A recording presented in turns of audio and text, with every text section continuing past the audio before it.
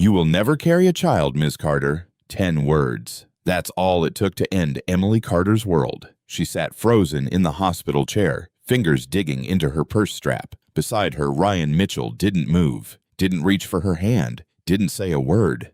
There has to be a mistake, Emily whispered. I'm 26. We were planning a family. I'm sorry, Dr. Reyes said, sliding a folder across the desk. The test results are conclusive. Emily turned to Ryan, waiting, needing him to say something, anything. He was staring at the folder like it was a verdict against him. Ryan, I need air, he muttered, standing so fast, his chair scraped the floor. He walked out without looking back. That night, Emily sat alone in her apartment when the door buzzer rang. She opened it to find Gregory Mitchell standing there, Ryan's father, dressed like he'd come straight from a boardroom, face carved from stone. Is it true? He asked, not bothering with a greeting. Gregory, is it true? Emily's throat tightened. The doctor said. I don't care what the doctor said. His voice was ice. I care that my son is engaged to a woman who cannot give him children, who cannot give this family an heir. That's not how you talk about people, Gregory. He stepped closer, and for the first time, Emily saw real contempt in his eyes. You are a useless woman, he said flatly, and I will not let my son waste his life on you. Behind him, Ryan appeared in the hallway. Emily's heart leapt. Hope, stupid and desperate. Ryan, tell him this doesn't change anything. Ryan wouldn't meet her eyes. Ryan! I'm sorry, Emily. His voice cracked, but he didn't step forward. I can't do this. You're ending it? Right now? In my doorway? It's better this way, Gregory answered. Clean. Quick. The ring hit the small table by the door. Ryan set it down like it was something contaminated. Send the rest of your things to be collected, Gregory said, already turning to leave. The apartment is under Ryan's name, of course. You'll need to be out by the end of the month. The door shut. Emily stood there in the silence, staring at the ring glinting under the hallway light, and at a folder Gregory had dropped without noticing, half sticking out of his coat pocket where it had caught on the doorframe. She picked it up with shaking hands. Medical letterhead, a lab name she didn't recognize, and a signature at the bottom, dated 3 days before her test. Before she could process what she was looking at, her phone buzzed. Unknown number. Congratulations on the wedding. Oh wait, guess you won't be needing that dress after all. Jessica. Her best friend already knew. Emily's hands trembled as she stared at the folder, then at the message, then at the ring on the table. Something wasn't right. Something here had been planned. The folder sat on Emily's kitchen table for 3 days before she worked up the courage to open it properly. Lab results. Her name. But the letterhead read Halden Diagnostics, not the hospital lab she'd actually used. She didn't understand it yet. She just knew it felt wrong. By the end of the week, movers showed up at her door. Sent by Gregory's assistant, not Ryan. She packed 2 years of her life into 11 boxes, while her phone lit up with messages from mutual friends who'd already heard the news. Jessica called that same afternoon, voice syrupy with fake concern. I am so sorry. I heard everything. Do you want to stay with me for a few days? You shouldn't be alone right now. Emily hesitated. Jessica had been her closest friend since college. Surely that text had been a mistake. A joke gone wrong, sent before she knew the full story? That would help, Emily said quietly. Thank you. She didn't know it yet, but while she packed boxes, Jessica was already having dinner with Ryan 2 nights a week. Just checking in on him. As a friend. 3 weeks later, Emily sat in a different doctor's office, this one far from anything connected to the Mitchells. She'd come in for stress-related symptoms, nausea, exhaustion, a body that felt like it was betraying her all over again. The nurse drew blood, ran tests, came back with a strange look on her face. Miss Carter, are you sexually active? Emily blinked. I haven't been. Not in months. Why? The nurse turned the screen toward her. Because you're 8 weeks pregnant. Emily's whole body went cold. That's not possible. I was told I couldn't. Whatever you were told before, the nurse said gently. Your body is telling us something different now. Emily sat in stunned silence, running the math in her head. 8 weeks. That put it right around the time, right after Ryan left. A short, messy rebound she'd tried to forget, someone she barely knew, someone who was already gone from her life before she even took the test. She pressed a hand to her stomach, tears sliding down before she even understood why she was crying. Grief, disbelief, and something else. Something dangerous and fragile. Hope. She thought of Gregory's voice, a useless woman. She thought of Ryan walking out without looking back. They would never know. She decided it right there in the exam room. Whatever this was, whoever this child would become, it would never belong to the Mitchells. It would never be used as a bargaining chip, a mistake to control, a weapon against her. She would disappear. Start over. Alone. 6 weeks later, at a routine scan in a clinic 3 states away from everyone she used to know, the technician moved the wand across her stomach and went quiet for a moment too long. "Ms. Carter, I need you to see something." Emily sat up. "What's wrong?" The technician turned the monitor toward her, smiling now. "Nothing's wrong. You're having twins." Emily stared at the screen, 2 flickering heartbeats side by side, alone in a new city, with 11 boxes of a life she used to have and 2 children the Mitchell family would never know existed. Emily Carter closed her eyes and made herself a promise. "They called me useless. I'll show them exactly what I built without them."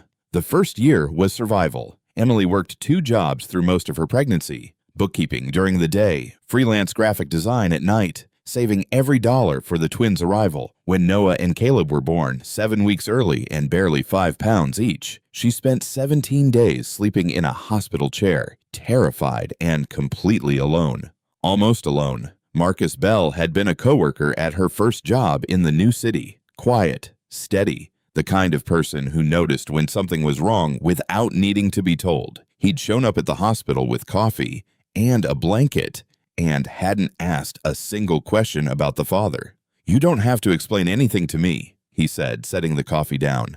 "I'm just here." He kept showing up, for the sleepless nights, for the moves to a bigger apartment when the twins outgrew the first one, for the small business Emily started 18 months later, a design and branding studio that began with 3 clients and grew, slowly, into something real. By the twins' second birthday, Emily Carter wasn't the broken woman who'd been left standing in a doorway. She had a company with 11 employees, a modest but beautiful house, 2 sons who called Marcus Uncle Mark, and lit up every time he walked through the door. Marcus never pushed for more than friendship, but Emily saw the way he looked at her sometimes, and the way her own chest tightened when she caught herself doing the same. She wasn't ready. Not yet. There was still a locked drawer in her office desk with a folder from a lab called Halden Diagnostics that she'd never fully understood, and a wound that hadn't finished healing. Then, on a Tuesday morning in April, an envelope arrived at her studio. Cream-colored,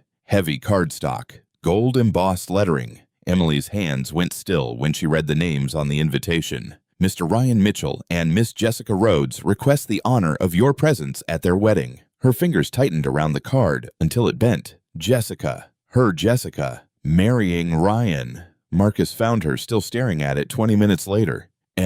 What is it?" She turned the invitation toward him without a word. His jaw tightened.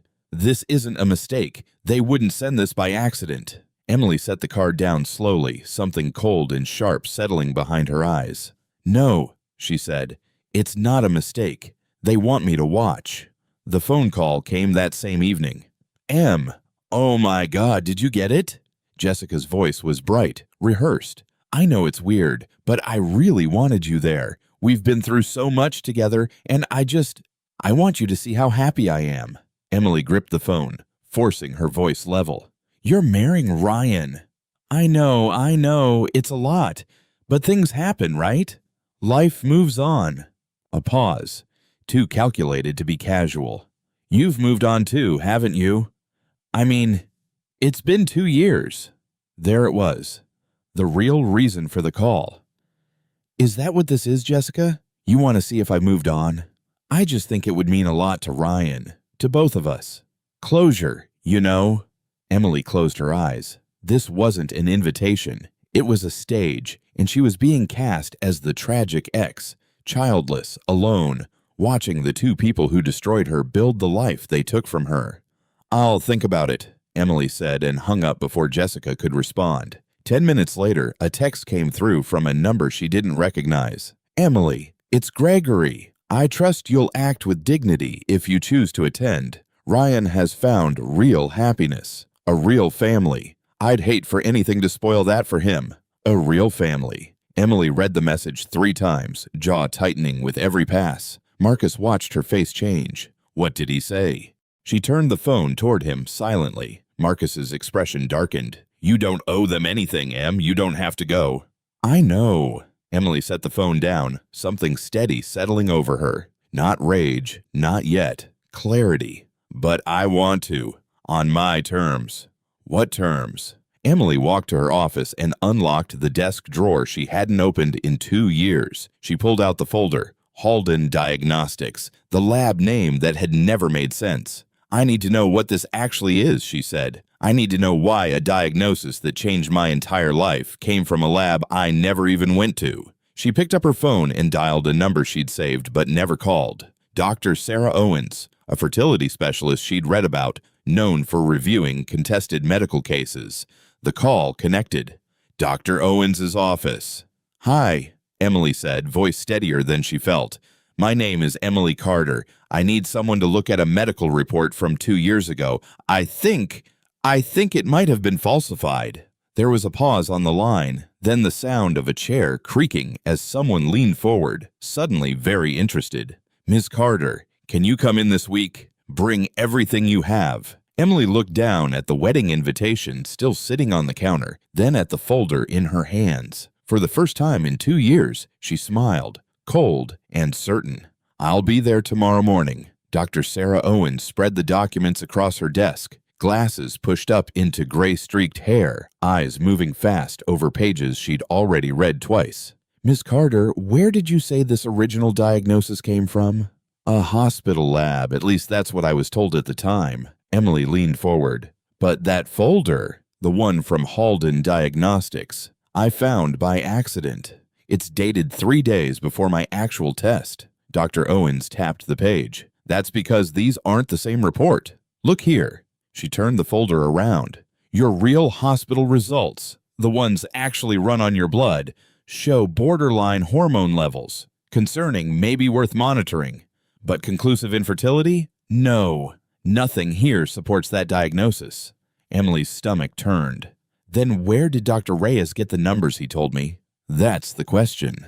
Dr. Owens pulled up the Halden Diagnostics letterhead. This lab isn't affiliated with your hospital at all. It's a private facility, and I recognize the name. It's done contract work for several pharmaceutical and biotech firms. She paused, choosing her next words carefully, including one owned by a holding company called Mitchell Capital Group. Emily went very still. Gregory's company.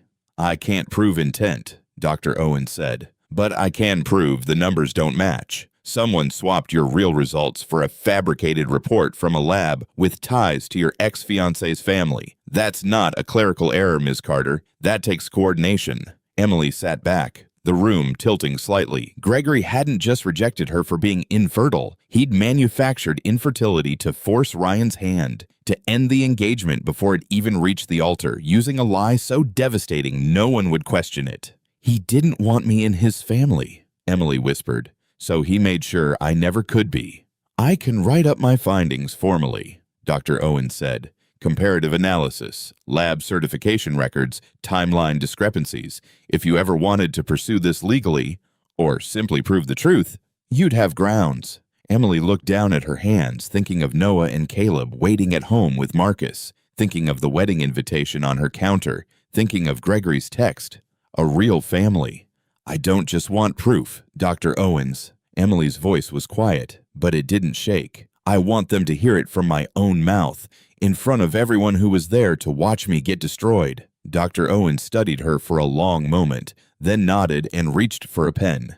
Then, let's make sure what you bring with you is airtight. That night, Emily stood in the twins' room, watching them sleep, 2 small chests rising and falling in the dark. She thought about walking into that wedding hall alone, letting Jessica have her moment of pity. Then she thought of walking in with Noah's hand in one of hers, Caleb's in the other, living, breathing proof of everything Gregory Mitchell tried to erase. She reached for her phone and opened the RSVP card. Accepts with pleasure. She smiled once, sharp and quiet, and turned off the light. The ballroom doors were tall, gold-trimmed, flanked by white roses. Inside, 200 guests filled crystal-draped tables, string quartet humming low beneath a wash of conversation and champagne. At the front, Ryan stood at the altar in a black tux, jaw tight, eyes fixed somewhere just past the doors, waiting for his bride. Jessica floated down the aisle in white lace, veil trembling with every step,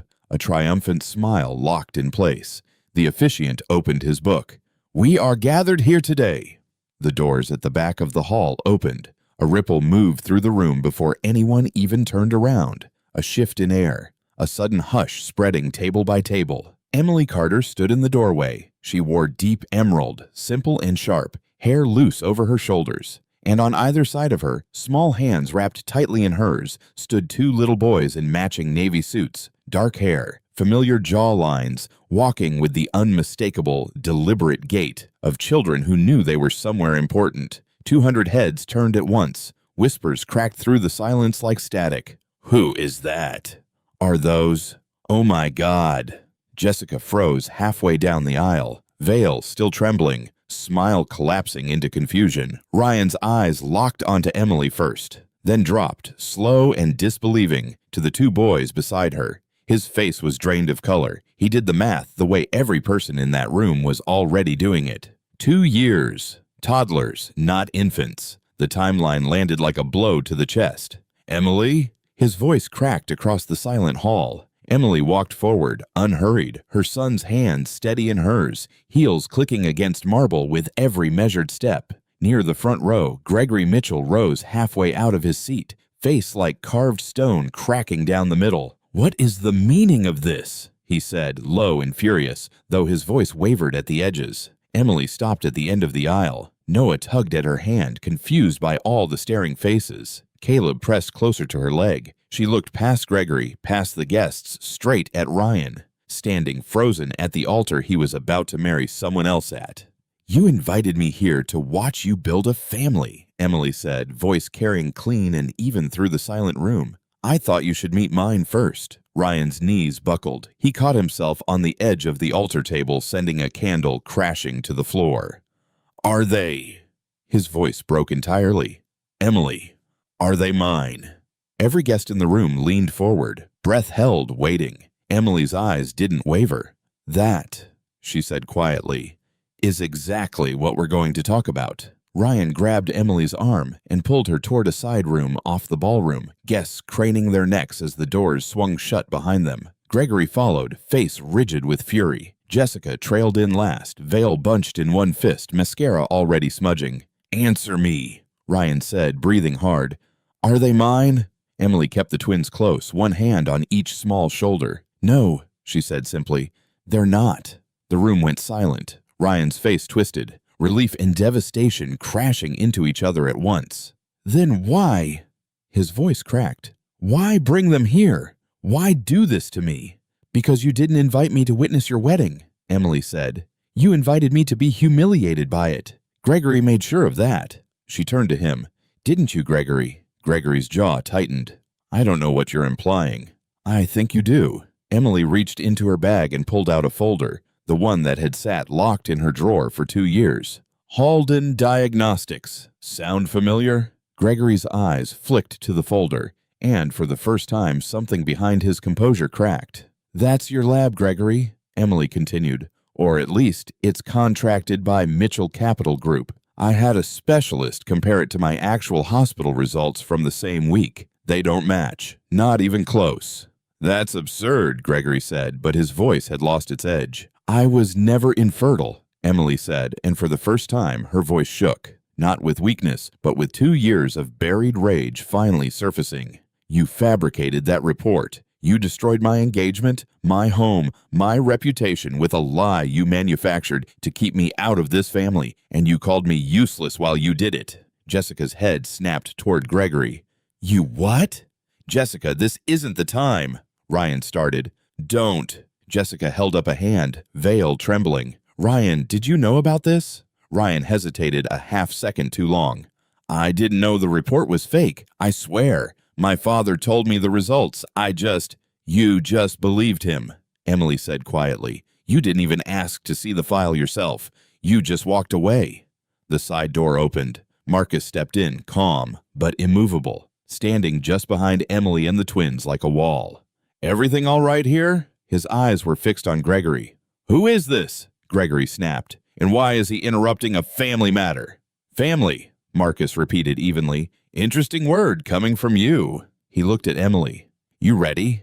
Emily nodded once, then turned back to Gregory, voice steady now, caring clearly through the small room. "I'm not here for revenge on your wedding day, Jessica. I'm here because I refuse to let this family rewrite what happened to me. Everyone out there is going to know the truth, whether you want them to or not." Gregory stepped closer, voice dropping to a low, dangerous register. "You walk out there and repeat any of this, and I will bury you. Lawyers, lawsuits, your business gone. Do you understand me?" Marcus moved half a step forward, jaw tight. "Try it. See what a defamation countersuit built on falsified medical records looks like in the press." Gregory's face went rigid. Behind them, through the thin wall, the murmur of 200 wedding guests had grown louder, restless, waiting for someone, anyone, to come back out and explain what they'd all just witnessed. Emily straightened, took her son's hands again, and looked at Gregory one last time. "You had your chance to threaten me 2 years ago in my own doorway," she said. "That worked once. It won't work again." She turned toward the door leading back to the ballroom full of watching eyes. "Emily, wait." Ryan reached for her arm. She didn't stop. Emily walked back into the ballroom with the twins at her side, Marcus close behind her. 200 faces turned at once, the room still buzzing from what they'd witnessed minutes earlier. She didn't wait for an invitation to speak. "I owe you all an explanation," Emily said, her voice cutting cleanly through the murmurs. 2 years ago, I was told I could never have children. My engagement to Ryan ended in this family's living room that same night. Gregory Mitchell called me a useless woman to my face. Gasps rippled through the crowd. Somewhere near the back, a woman covered her mouth. "What none of you knew," Emily continued, "is that the medical report behind that diagnosis was falsified, manufactured by a lab tied to Mitchell Capital Group. I have the documentation, and I have a fertility specialist ready to confirm it under oath if necessary." Gregory appeared in the doorway behind her, face like thunder. "This is a private matter." "You made it public," Emily said, turning to face him. "The moment you sent me that wedding invitation to gloat." Murmurs turned to open whispering. A man in a gray suit near the front, someone Emily recognized vaguely as one of Gregory's business partners, stood up and quietly walked toward the exit, phone already in his hand. Jessica stood frozen near the altar, veil still bunched in her fist, staring at Gregory like she was seeing him for the first time. "You let me marry into this," she said, voice trembling, "knowing what you did to her." "Jessica, sweetheart, let's not do this here," Gregory said, forcing calm into his voice. "No." Jessica pulled the veil off entirely, letting it fall to the floor. "I spent 2 years feeling sorry for myself for stealing Ryan from a woman who couldn't have kids, and it wasn't even true. You built our entire relationship on a lie you invented to protect your bloodline." Ryan stood at the altar, shoulders sagging, unable to meet anyone's eyes. Not his father's, not Jessica's, not Emily's. "I didn't know," he said weakly, to no one in particular. "I should have asked more questions. I should have fought for her instead of just—" His voice broke off. "Instead of just leaving," Emily finished quietly. "You did that once already, Ryan. I don't need you to relive it out loud." Gregory's composure finally cracked entirely. "You have no proof that will hold up anywhere that matters." He snapped at Emily, low and venomous. "You'll regret walking in here." "I already sent copies of everything to 3 business journalists this morning," Emily said calmly, "along with Dr. Owen's statement. I'd start making calls to your lawyers now, Gregory, not to threaten me, to prepare." The color drained from Gregory's face. Around the ballroom, phones were already out, guests texting, some quietly filming. A low current of chaos spreading table to table. Marcus stepped up beside Emily, resting a steady hand at her back. "We should go," he said quietly. "You said what you came to say." Emily looked down at Noah and Caleb, both wide-eyed but unbothered by the noise around them, their small hands still tucked safely in hers. "Yeah," she said, "we're done here." As they turned toward the exit, Gregory's voice rang out behind them, sharp with desperation. "This isn't over, Emily. I will not let you destroy everything I've built over one mistake." Emily paused at the door, glancing back one last time. "You didn't make a mistake, Gregory," she said. "You made a choice. Now you get to live with everyone knowing exactly what it was." She walked out into the evening air, the ballroom doors swinging shut behind her in a room that would never be the same.